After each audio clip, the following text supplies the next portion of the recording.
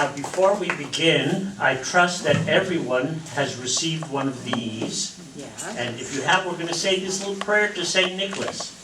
All right? And if you didn't get one of them, it's Martha's fault. Because they're all over there. Does anyone need one? Everybody has one? Good. All right. And that's a little souvenir you can take home today. Yeah. In the name of the Father, Son, and the Holy Spirit, amen. Loving God, we thank you for the example of St. Nicholas, who fed the hungry, brought hope to the imprisoned, saved the children, gave comfort to the lost, and taught goodness, truth, and beauty to all. May we strive to imitate him by putting you first in all we do. Give us the courage, love, and strength of St. Nicholas, so that like him, we may serve you through loving our brothers and sisters. Amen. In the name of the Father, and the Son, and of the Holy Spirit. So we're going to talk about St. Nicholas today. But before that, I brought some icons of St. Nicholas. I happen to have a number of old icons in my collection. You know, before I was ordained, I was an art teacher for 15 years. And I also worked at a museum in Springfield, the George Walter Vincent Smith Art Museum. I don't know if you've ever heard of it, but it's in the Quadrangle in Springfield. It's one of 5 museums in that part of Springfield. It's very beautiful. At any rate, I have collected icons over the years, and I do have a few of St. Nicholas, and it'll be interesting to look at them. The icon on your right is of Saint. They're all of St. Nicholas, but that icon is probably the oldest. It probably goes to the late 1700s, maybe the early 1800s, and it shows the typical iconography of St. Nicholas, which I'll explain in a minute. The center one is, and that one is from Russia. The center one is from Poland. It's only about 50 years old, and it has a riza that is a covering. The tradition with icons oftentimes would be to put a covering on them if they were particularly valuable or a particularly venerable icon. And so you will see certain icons are covered with silver or metal or jewels even. For instance, if you're familiar with the great icon of Our Lady of Częstochowa in Poland, it's completely covered with jewels. And you only see the face and the hands. And so that custom is prevalent in Eastern Europe and in the Orthodox Church and in Eastern Catholics. So this center icon is also of St. Nicholas, but it has this riza, this silver cover. Now, I always think it's kind of interesting that the word riza simply means an icon cover, but in Polish, it would be called a koszulak, and a koszulak means a little shirt. And I think that's kind of cute, that the icon has a little shirt. And so here we have St. Nicholas with his little shirt, which is rather glorious if you look at it very carefully. And then the other icon is much smaller, and it's from the late 1800s, and also Russian, and also of St. Nicholas. Now, icons are very important because since we're talking about the Eastern churches and the different rites in the church, in the Eastern Church, icons are extremely important. They are the art form of choice. They do not use sculpture, or at least very rarely do they use any sculpture. All of the artwork will be painted, and they have chosen to maintain a particular style of icon, and that is a Byzantine style that is very stylized, as you can see here. And when an artist paints an icon, it is a prayer. The whole process of icon, the whole idea of the icon is an extremely holy and sacred thing. So even painting the icon becomes a sacred act. One would have to fast, one would have to pray, and one would have to truly know your subject very carefully. And there are certain rules for how any subject is to be painted. So that, for instance, you would immediately be able to recognize a particular saint or a subject matter from the Bible because of the way it's painted, because of the composition. This is called iconography. And so those rules are very rigid and very strict. And so when you go into an Orthodox or an Eastern Rite church, you will find the icons and you will immediately know who you are dealing with, these icons. Now, because this is a sacred thing and because icons go beyond artwork, one does not paint an icon, one writes an icon. And one does not look or view an icon, one reads an icon. Those are the terms that are used. Why is that? Because the icons were always considered not only as a devotional help, but as a teaching aid. They were in fact considered a visual Bible. You have to understand that the average person, until our own day and age, literally, was illiterate. And so to teach art was very important. And art had to be used in a way that could be understood as a language, as a written language. And so one did read the icons to be inspired, to be informed about your faith, about the saints, about the Gospels, about the Bible. Today, unfortunately, we have forgotten the power of art in the church. Art has oftentimes been called the handmaid of religion. Why is that? Because art was the most effective way of teaching the faith.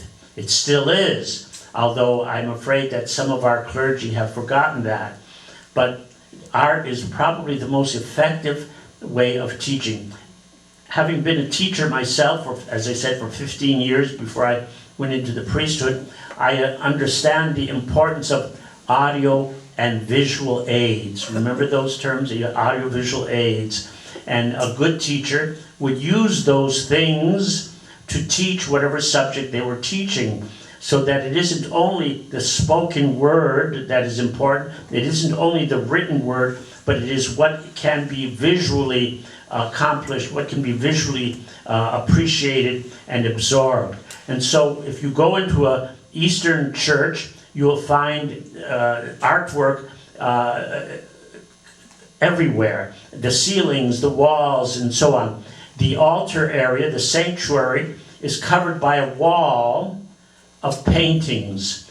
And you do not see the altar. You do not see the priest for most of the ceremony because he is behind that wall. The wall is called an iconostasis, and it has certain icons on the wall for you to study and to be inspired by as you witness from a great distance the Holy of Holies. It's interesting that this sanctuary was kept sacred from the average person. Only the priest and the deacon might enter, but not the lay people, because that was the Holy of Holies. It was sacred ground. Remember in the Bible where Moses was told, remove your shoes, this is sacred ground. And in some Eastern churches, the priest even removes his shoes during the consecration. In the Armenian rite in particular, the priest removes his shoes so that he is recalling what God told to Moses, and he is understanding the sacred quality of that particular moment. You and I in the West, in the Roman Church, have to revive that idea. It's more than an idea, the fact that the Mass is the most sacred thing. It takes place on holy ground. It is a sacred space that is set aside and apart. One of my big pet peeves in most churches is that they no longer have their altar rail, which is very curious because that was meant to have many uses. One of them was to indicate that is sacred ground. That is holy ground. You do not enter there casually. It is for sacred rites. And so the altar rail was a very important separation. Here's something very curious. There are no documents. There is nothing in Vatican II that told us to get rid of the altar rail. Why did it happen? Do you want to know why? The devil. The devil inspired people to do this, among other things, to lessen our concept of the fact that that is a sacred space where God comes down on the altar for us. Do we understand the holy action that has taken place? In the Eastern Church, that wall of icons makes a very strong point. That is sacred space. We had it with altar rails. That is sacred space. I know that some priests are returning and putting the altar rail back in their churches. And in fact, I think that your cathedral is one of them. So that's a good sign, because that is an effective way of using art to teach a fact. Holy of Holies, I do not enter there casually, because that is sacred ground. So the wall of icons was exactly that. And what I find very interesting is, in the wall of icons there are 3 doors. There's a central door, 2 side doors. Only a priest or bishop may enter the central door, because that is where certain holy action takes place.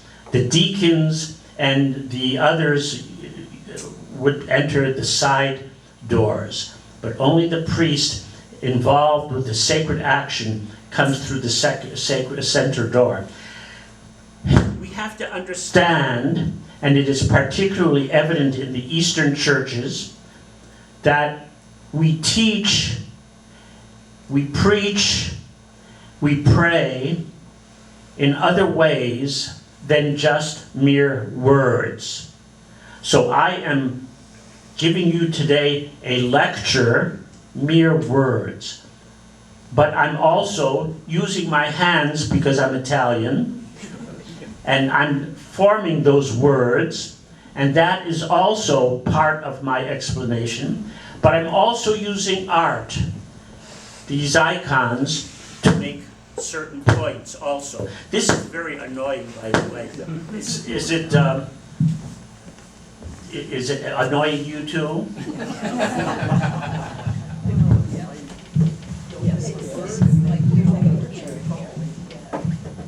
I'll just talk louder. Can you hear me anyways? Of course you can. I've got a high-pitched voice. Yeah. There. We'll see what happens. Okay. So, the importance of objects, audiovisual aids, is something that we can't underestimate. These icons here show St. Nicholas. He is always shown in certain poses, and this pose is the most important one. He's always shown halfway from his chest up, and he's shown, I'm going to ignore this. Don't worry about it. I'm going to just ignore it. And he's shown with a book in one hand, and his hand, the right hand, raised in benediction.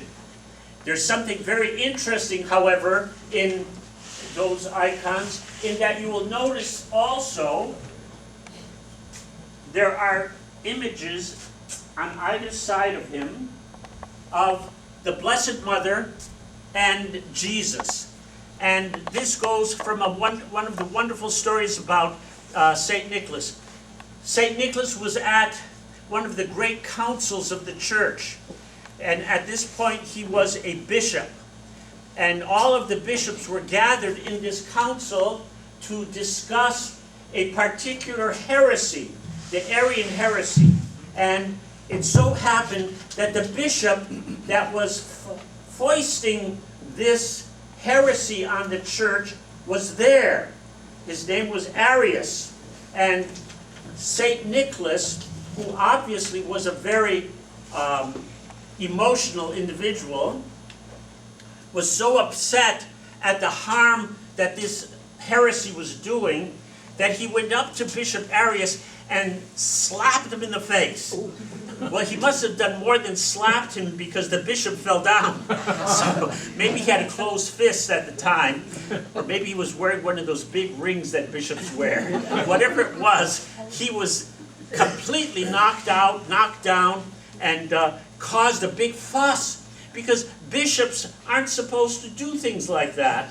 They're supposed to discuss things rationally. But I guess Arius was doing so much damage, so much harm, that Nicholas said, "For the glory of God and the salvation of souls," whap! And while that was a wonderful thing, I think, for him to do, the emperor, who was there and who was really monitoring the council, "You can't do that," he said. "You're breaking, you're causing a problem." And he put him in jail, took his episcopal vestments and his book, the gospel books. These were symbols of his office as a bishop, took them away from him, and he was going to be thrown out, but he was put in jail. While he was in jail, he was obviously very sorry that he had caused all this problem, and he was praying, and the Blessed Mother and Jesus appeared to him, and they confirmed that what he did was okay by them. And they gave him his vestments back, and they gave him the book back. And so on most of the icons of St. Nicholas, you will see him with Jesus and the Blessed Mother. Jesus is giving him the book of the Gospels, and the Blessed Mother is giving him his episcopal vestments, his bishop's robes. And you see this robe here, the part with the crosses on it, it's like a big scarf. That is the pallium, and that is a symbol of his office. And so those things were returned to him, and the emperor had to recognize it. And so he was put back into good standing. So you can see that icons were very important, because they while they might inspire you about that particular individual, they oftentimes also tell a story. So in a subtle way, the story of Nicholas's enthusiasm for the truth of the faith, for the doctrine of the church, did this thing, and it was approved by Jesus and Mary. They gave him back his rank, his office, his vestments, and his gospel book. And so you'll see that in almost all icons of St. Nicholas. Now, St. Nicholas was a rather wonderful person in many ways. You people would probably know him by another name. Santa Claus. Santa Claus, there you go. So we know him as Santa Claus, and he comes to us in various forms. Of course, we see him here in the United States wearing a red outfit with fur trim, and he rides in a sleigh with reindeers. If you go to Poland, he rides on a white horse, and he comes with a little angel. The angel is carrying either a bag of lovely gifts or a bunch of branches to spank you with. So, so when St. Nicholas came to the house, he would first question the children on their catechism, And if they answered correctly, he would give them a gift. If they didn't answer correctly, he would switch them. So there you have it. So we have different views of St. Nicholas in different parts of the world. But the view of St. Nicholas as a bishop is the accurate one.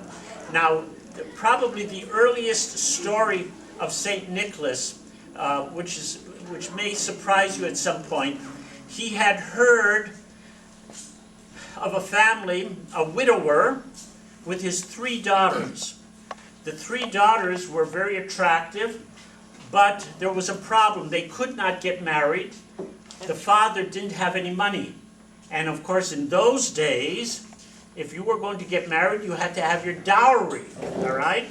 And so the father would have to provide a certain amount of money or gifts for the groom. Otherwise, she was not a desirable match, okay? Do you think women have come a long way since then? But nevertheless, it gets worse. It gets worse. Because the eldest daughter was of that age to be married, and she didn't have a dowry, her only other choice for the father, because they were so poor, was to sell her to a house of ill repute. Whoa! Yeah. So there you go. And so she was going to have to become a prostitute because they didn't have the money for her dowry. Well, St. Nicholas heard about this, and he got himself a little bag of gold, and during the night, he snuck in, threw it in the window of the house, and the father found the money, realized what it was. He was able to save the girl. She got married. She was okay. She did not end up in the house of ill repute. Well, then came the other daughter. Do you think the father had gotten a job by then? No!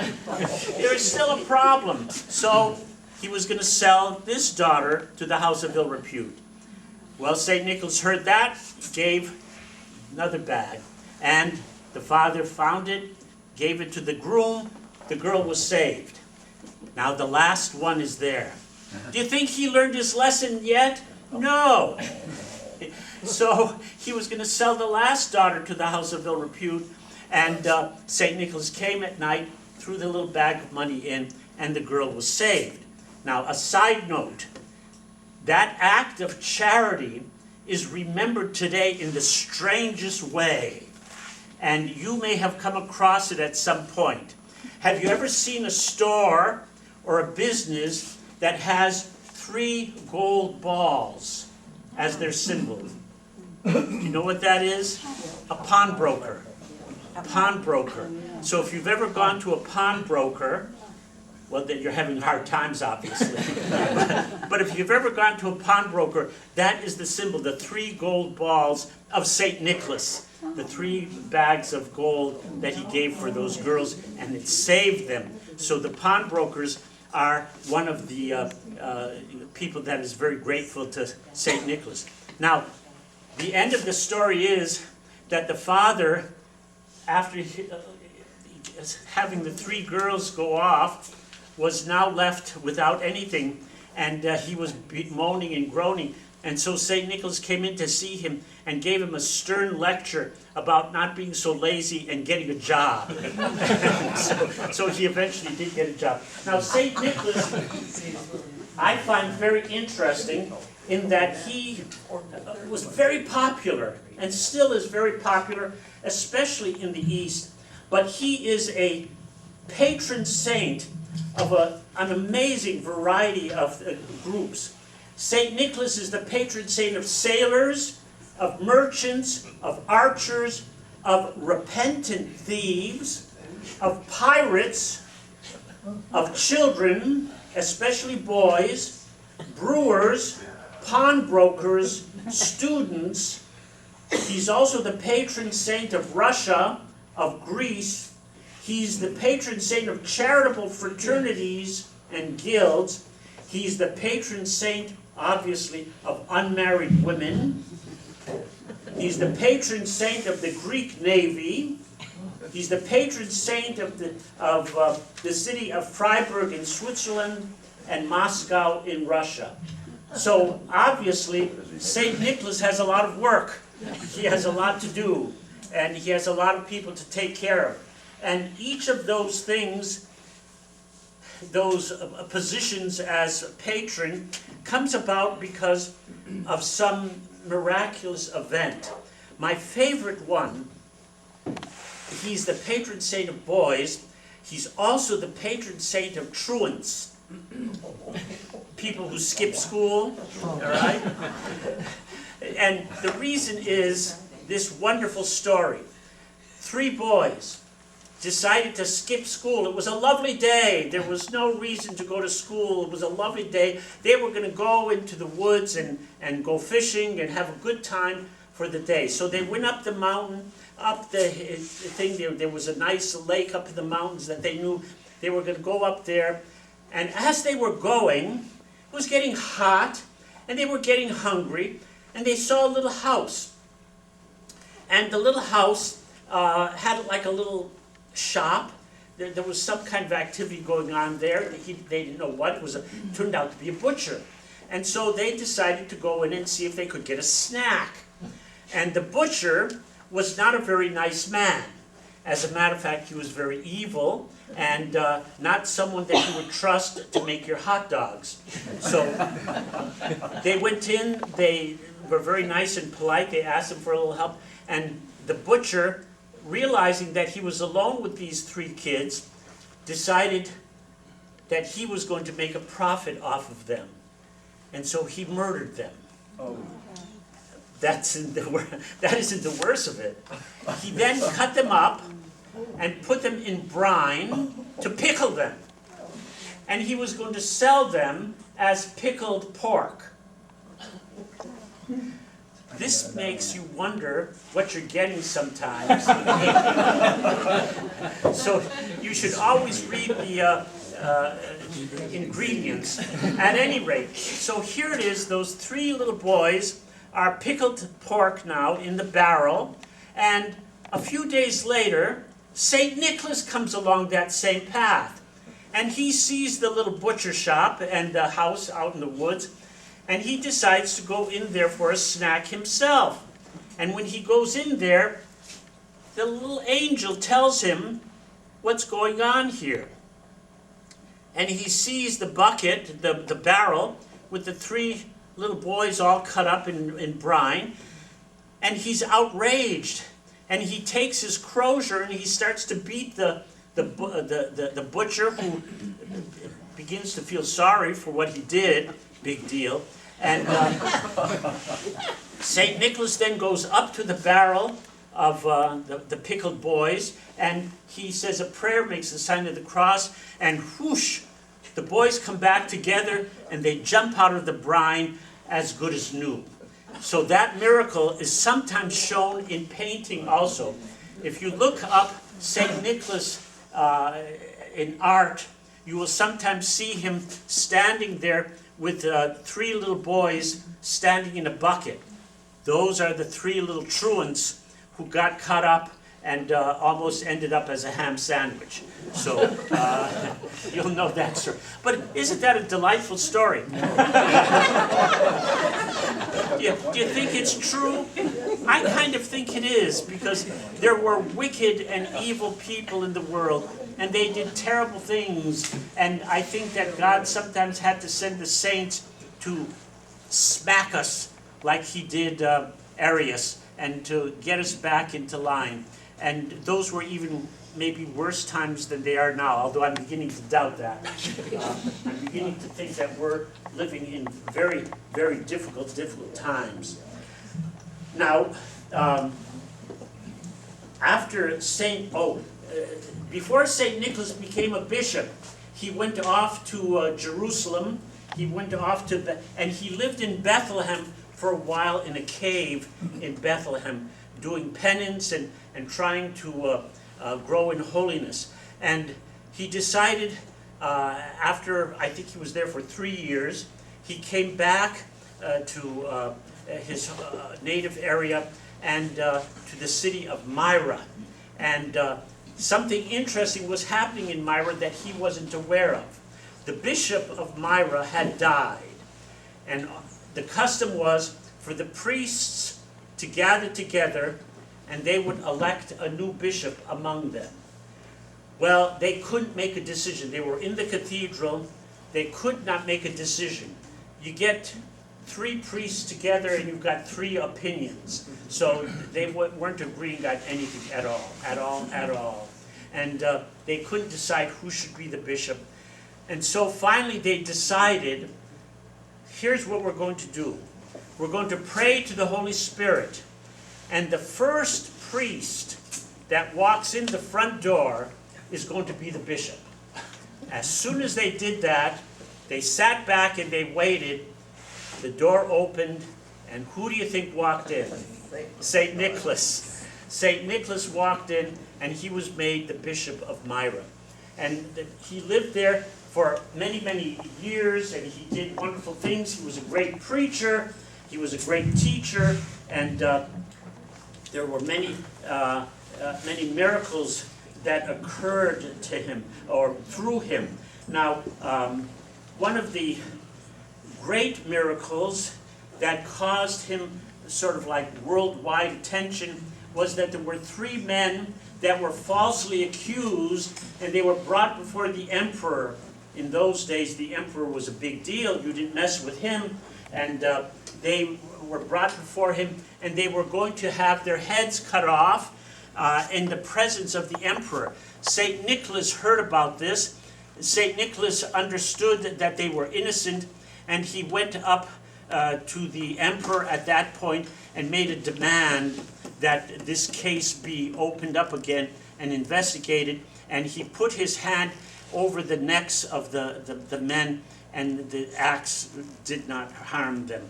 And so he was able to save them. So an example of innocent men being saved in front of the emperor, which made big news. Now, because of that, St. Nicholas became the patron saint of convicts, and especially of convicts who thought that they were innocent. We'll presume that they are innocent, but not always.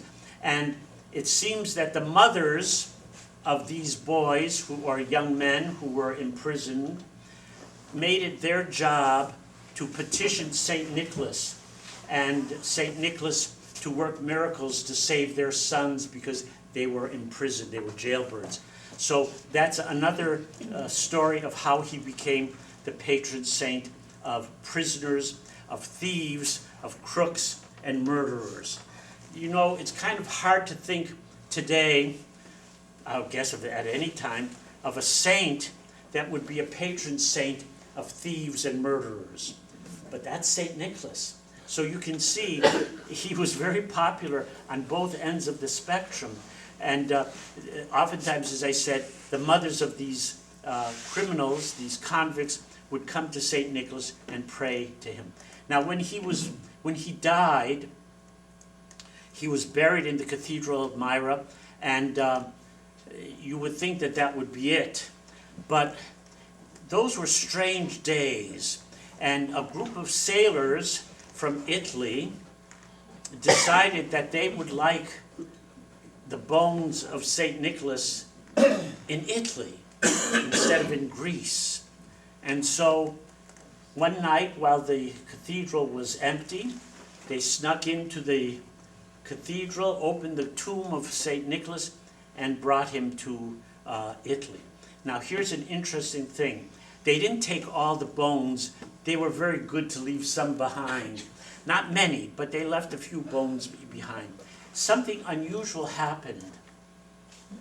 On the feast day of St. Nicholas, in Myra especially, but also in Bari where the rest of him is buried, something unusual happens.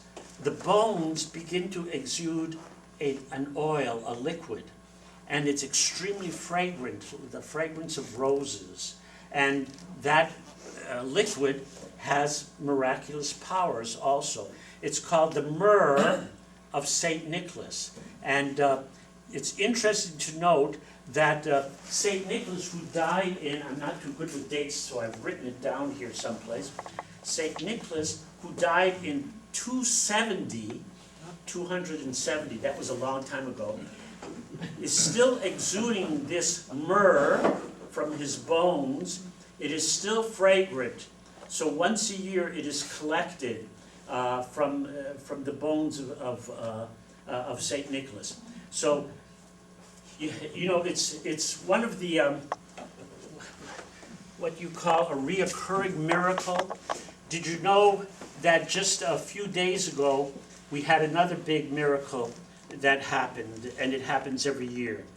Have you ever heard of St. Januarius? Yes, St. Naples, yes. St. Januarius was a bishop also. He was martyred, and his blood, it was customary oftentimes for people who died as martyrs, for their blood to be collected and put into the grave with them if they were violently murdered or something as a saint. And so his relic is his blood, which is in a little container or a large container.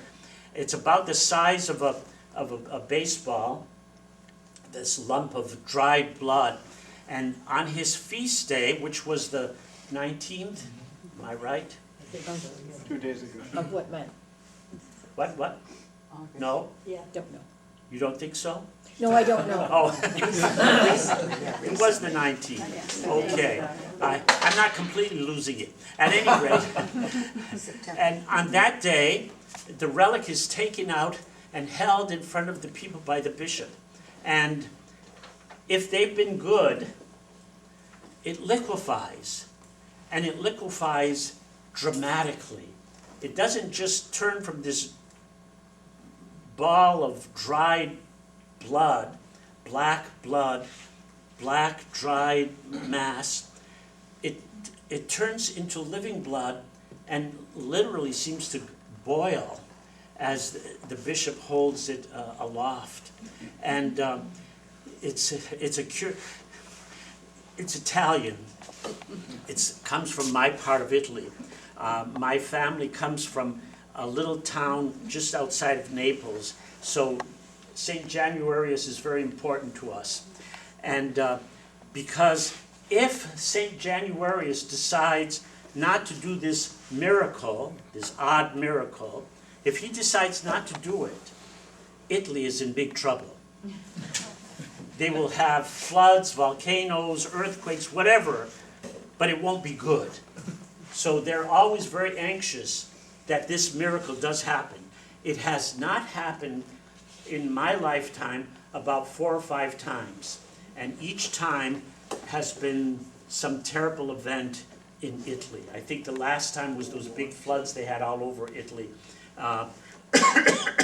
And so the people are very concerned, and they, even though they may not be great churchgoers in Naples, when it's time for St. Januarius to come and liquefy the blood, they're there. That cathedral is packed, and the people are there waiting with bated breath for the blood to liquefy. There is a group of women, a society, a sodality, called the Aunts of St. Januarius. You gotta love the Italians. You know, Italians have a tendency to be wonderfully emotional and enthusiastic about certain things. And the aunts of St. Januarius sit in the front of the cathedral. They have a special position. And if after about 5 or 10 minutes, St. Januarius isn't coming forth, they begin to shout. and you know, St. Januarius, do your thing now, come on, come on, come on. And they're cheering him on.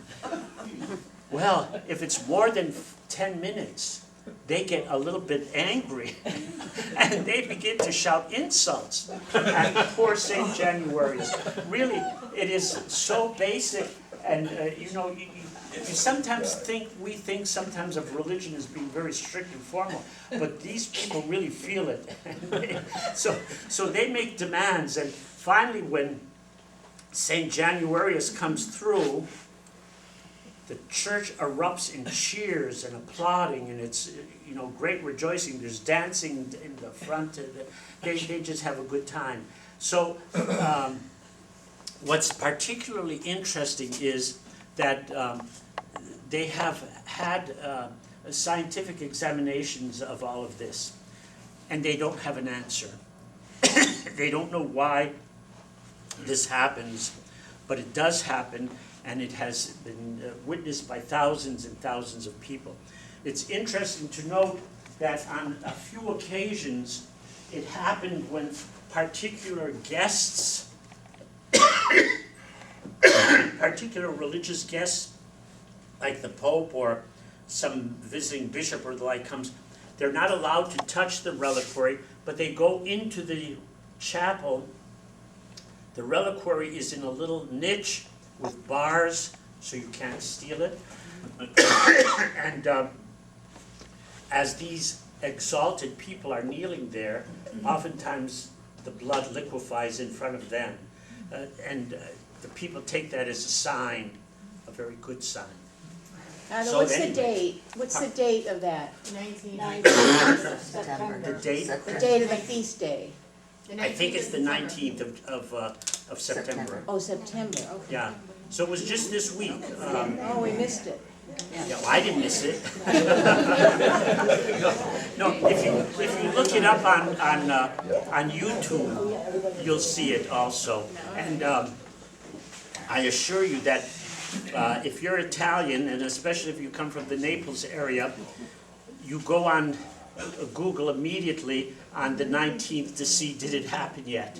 And they'll report that this has happened, yeah. Now, the question is, why would God allow such a silly miracle?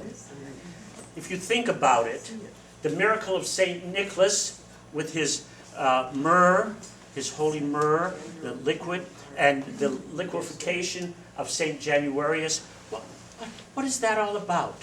What does that even mean? I sincerely believe that miracles, all miracles, whether they're little miracles, whether they're odd miracles like this liquefaction of the blood and the holy myrrh of St. Nicholas, I think all of those miracles can be summarized in simply, they are signs from God that He cares for us, that He loves us, but more so, that He is, capital I-S, that He is.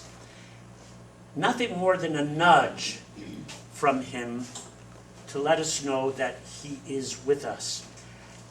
And you and I may think and treat this very lightly, the blood of St. Januarius. A lot of people think of that as a lot of hooey. I think of it as God's love tap, that He cares enough for us to remind us in simple ways and even odd ways, even in amusing ways, that He exists, that He is. Now, since we're talking about miracles, I think that miracles are very important. And I think that in today's climate of disbelief, they are extremely important. And I think we have to look at them very carefully because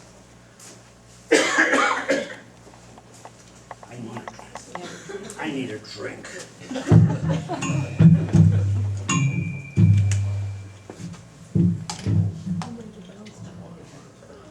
I think that today, people like St. Nicholas and St. Januarius are people that we should be paying attention to. I think that we should be paying attention to the wonders and the miracles that God does perform, whether they be small and of no great significance to us, as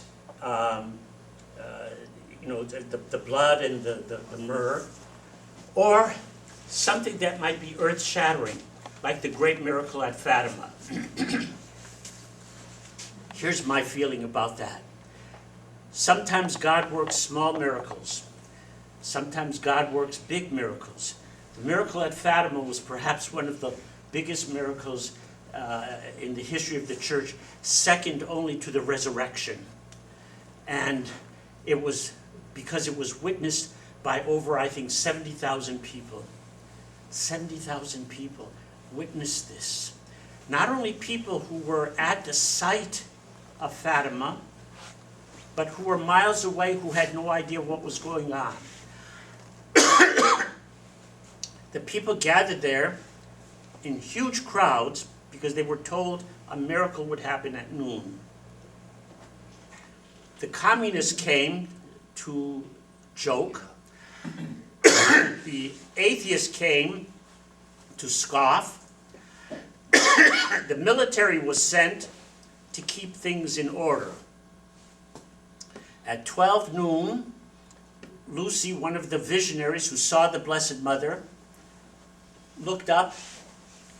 It had been raining for 3 or 4 days, torrential rain, and she looked up and said, the sky had suddenly started to clear, and like a great curtain opening, the clouds moved apart, and suddenly, within seconds, the sky was clear, and the sun was at high noon shining down.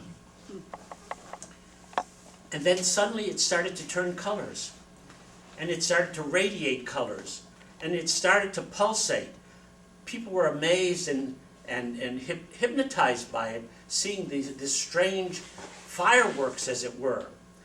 And then suddenly the sun began to spin radically and appeared to be falling. The people panicked. People were diving under the bushes. People were shouting out their confession, their last confession. They thought it was the end of the world. The sun was falling to the earth. In an instant, the sun went back into its place and everything was normal. People who had been infirmed were healed, but the most amazing thing was that the ground, which was thick with mud because it had been raining for almost a week, was perfectly dry. Their clothes that were saturated were perfectly dry in an instant. And scientists have said that the kind of heat that would be required to dry out these clothes, the ground and everything in an instant would have been so great that everything would have burst into flames. But somehow or other, everything was made normal. I have a friend who had an aunt who lived near Fatima. She did not know about the apparitions at Fatima at the time. Why would she? In those days, there were no telephones or, no television or whatever. So she was on her way from the market. And all of a sudden, she saw the sun spinning, and she dived under something and thought that she was doomed. But she witnessed the miracle at Fatima. She did not know what was going on in Fatima, but she saw it. The communists, sitting in their fine cars, jumped out of the cars and dived under their cars because they saw the sun coming down. The military threw down their guns and dived, covering their heads, convinced it was the end. The next day, the headlines of the communist newspaper in that part of Portugal, big letters, miracle. Lisbon got in touch with them and said, "What are you, crazy? What are you doing? What kind of a... You're propagating this religious stuff. Well, what's your..." And their response was, "We only reported what we saw." They saw the miracle. Now, to me, as I said, the little miracle of Saint Nicholas with his myrrh that continues to happen, the miracle of the blood of Saint Januarius, little things, God is poking us, I'm with you. The great miracle at Fatima, God is poking us, I am with you. Pay attention, pay attention. Now that was in 1917. There is another great miracle since I have 5 minutes left, there is another great miracle that was not too far from us, up near Montreal in Canada, at a little place called Cape de Madeleine. There's a little church, and there's a whole story about the little church and how it grew and so on and so on. And the people decided that they had to build a new church, a bigger church. They weren't very rich. They had a small church, maybe from here to that wall there, it was just that big, a little space. And the parish had been growing because of a lot of activity that the pastor was involved in. He was doing some good things, bringing the people to the Blessed Mother, the Rosary, and so on. So they quarried the stone across the St. Lawrence River. And the plan was, in Canada in those days, it got very cold, the St. Lawrence would freeze. They would just cart the stones across and build their church. Well, it was an extremely unusual, mild winter. The river never froze. So it was almost the end of winter. I think it was March, the end of March. And the pastor decided we can't put this off, and we can't afford to get the stones by going all the way to Quebec, where there's a bridge, and then going across, and then we don't have that kind of money. We have to do it this way. So they went to the Blessed Mother. They began a novena of rosaries, that she do something. Well, the very first night of the novena, there was a storm, a blizzard. And they thought, well, this is it. Well, I don't know about you, but would you go out after a blizzard and walk on newly formed ice? Wouldn't that be a little bit iffy? But these people were praying very hard. But no ice was forming. They had nothing to go on at all. The river, have you ever been to the St. Lawrence, is 2 miles wide.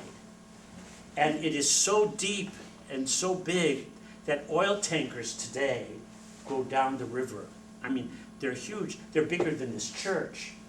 And they go, but the people had faith, and that the Blessed Mother would help them.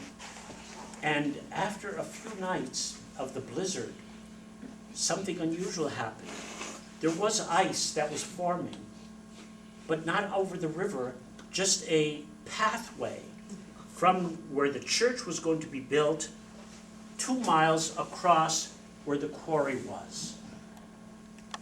A pathway, a highway, a bridge of ice was formed. And the men went out to check it out. And they decided they could go on this with their horses and sleds and rocks. It was safe. I am amazed at that because I'm not that trusting. And they did this. They went out to make sure that people knew where they were going. They cut little pieces of fir trees and put them at the edge of the pathway so nobody would go off the edge.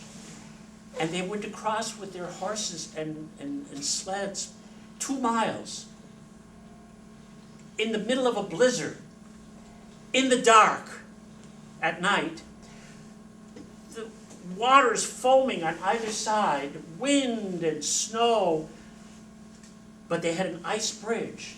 They had an ice highway, and they went across, and all night long they were going back and forth, bringing the stone that was quarried for their church. As morning was breaking, and the last horse and sled with stone was coming across, the bridge was disintegrating behind him.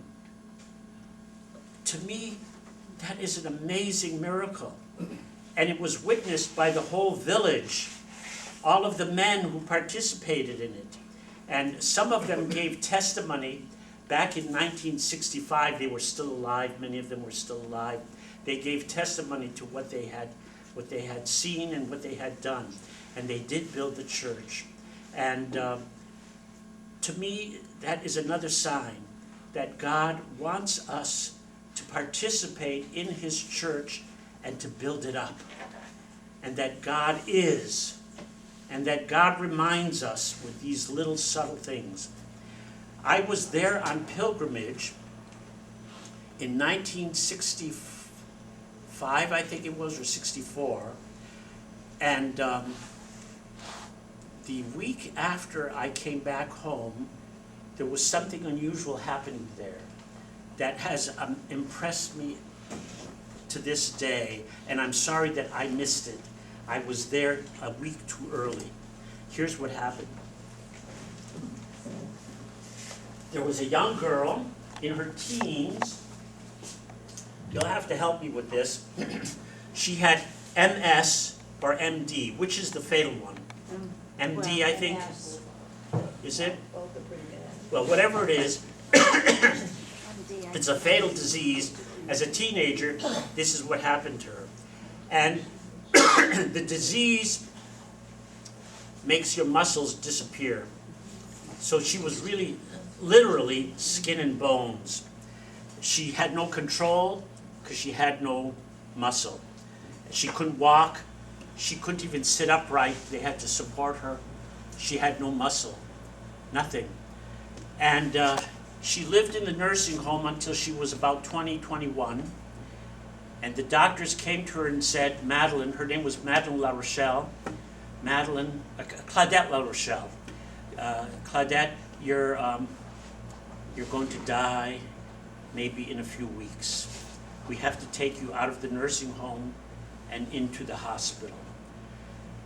She was very composed, and she said, I have one request. On the way from here to Montreal, can we stop at Cape de Madeleine at the shrine of Our Lady of the Rosary, Our Lady of the Cape, where the miraculous bridge formed on the St. Lawrence? And she said, I just want to be able to say goodbye and prepare for heaven. So she did. They allowed her. They came, 4 nurses came with her because she needed help. She was put in a wheelchair. This is the part that gets me. She had to be put in a wheelchair and strapped with leather straps to the wheelchair because her hands, if they spastically would move or something, she had no control, they would break a bone. She would hurt herself. So she was strapped, her arms were strapped to the chair. Her head had to be strapped because she could not support her head. She would fall and she would choke. So they had to strap her head, her waist, her legs, leather straps. They brought her into the church, put her in the back of the church. The nurses knelt down in the pew to pray, and they were waiting for Mass to begin. And all of a sudden, everybody heard this terrible, loud, snapping sound. It was just a very unusual, sharp sound. And they looked up, the nurses looked up, and Claudette was standing. She was standing. She couldn't stand. She had no muscles. She was standing. The straps were burst, ripped open. I don't know about you, but I don't think I would have the strength to rip open a leather strap, to rip it apart. But they were ripped open. She was standing. And she was walking to the altar. And they could hear her whispering in French, "Thank you, Mother. Thank you, Mother."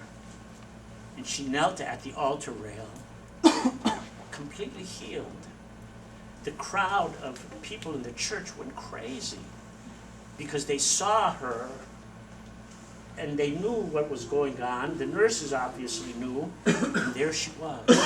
So Claudette today is a teacher of handicapped children. She who was supposed to die in a few weeks, all of a sudden, is completely healed. Now, we have to look at the saints. We have to look at Nicholas Januarius, the Blessed Mother, all the saints. We have to look at the miracles that God gives us and remember, He's there. He's with us. He's with us. He loves us, and He cares for us. There are a lot of bad things happening today in the world. There are a lot of bad things happening even in the church. I'm not there for that. I'm there for Jesus, because He is there. And He is nudging us every so often and reminding us, I'm with you. I care for you. And I'm going to take care of you now and into eternity. So when we get bent out of shape about the way Father so-and-so is behaving, or if we get bent out of shape over this scandal in the church, I have to tell people, excuse me, are you in the church for that priest? Well then, good enough for you. You get what you deserve. I'm not there for any priest. I'm there for Jesus. If I were there for a priest, I would be an idolater. That's what it would be, idolatry. I'm there for Jesus Christ. So if you're scandalized by some priest or bishop or the Pope, if you're scandalized by them, tough. Too bad. They're human. And I was never told to put my faith in them. I was told to put my faith in Jesus Christ. And that's what we have to do. And when He gives us these wonderful miracles, and when He gives us even these fun, odd miracles, when He gives us these spectacular miracles, it's because He wants us to understand it's all about Him. It's all about Jesus. And if you aren't there for Jesus Christ, you're wasting your time. If you come to church here and you're not there to find Jesus Christ, get a life.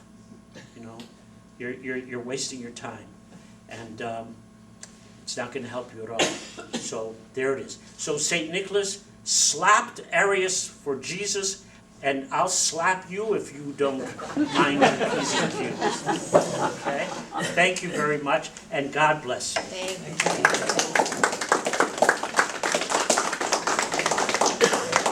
And What? there's still stuff to eat too. Okay.